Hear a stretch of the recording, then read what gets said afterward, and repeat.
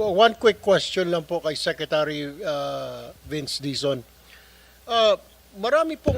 Malaki pong tinapyas doon sa budget ninyo, lalo na po sa flood control. Pero my question is, well, I wasn't here during the first hearing. Ano po magiging impact nito sa infrastructure? So are we looking at wala na tayong totally flood control? May mga problema pa rin po tayo sa baha. So are we not going to deal with our floods in the future? Next year?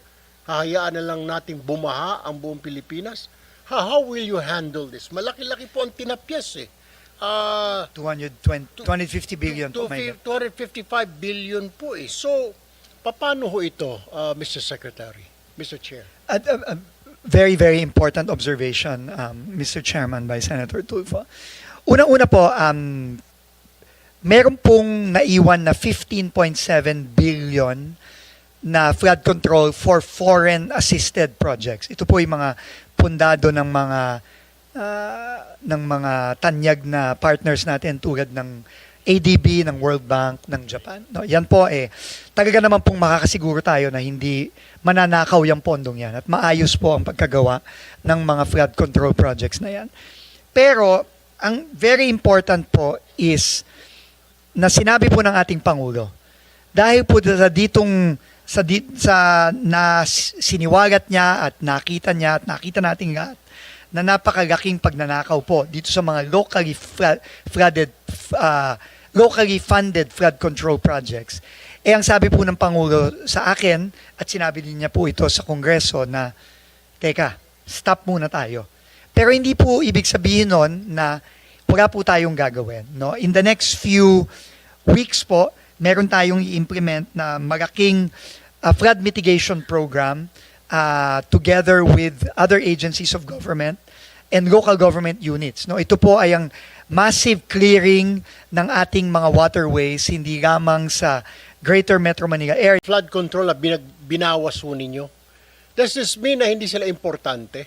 I mean, does this mean na itong flood control na tinanggal ng Pangulo, it's not really important, ito ay gawa-gawa lang, kaya tinanggal at wala naman magiging epekto kung tanggalin ng Pangulo ngayon, alisin natin itong 255 billion na naka-allocate for flood control. They're not really necessary. Is that what it is?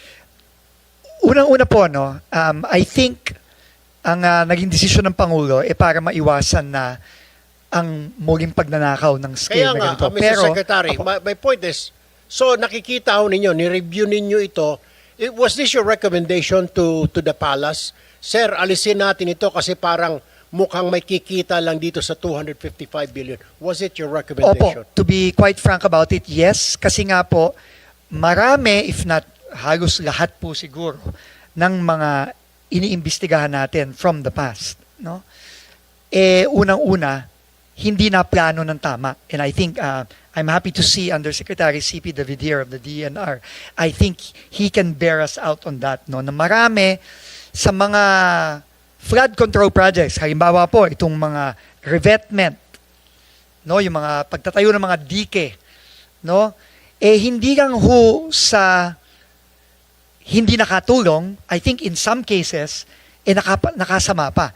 No, yun din po ang naririnig namin. Halimbawa, dito po sa mga reklamo ng ating LGUs tulad ni Mayor Joy Belmonte sa Quezon City na hindi lang sa walang epekto, walang magandang dinulot, nakasama pa, no, sa mga areas na dating hindi naman tinayuan nitong mga so-called flood control projects. So, tingin ko po, ang sabi po ng Pangulo, una, hintuan muna natin yung pagnanakaw kasi mukhang ginamit lang to para sa maanumalyang rason.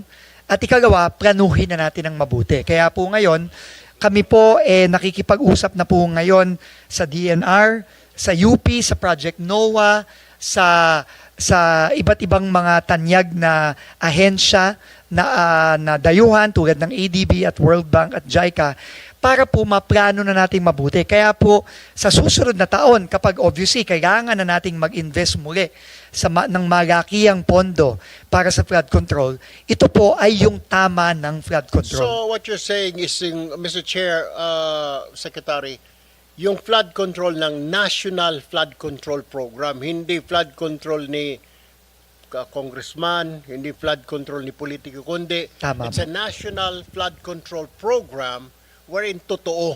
Tama Wherein po. talagang it will resolve our flooding here in our country. Hindi yung resolba lang doon sa isang lugar at may kumita, pero this one is national in, Yes, in nature. tama po kayo.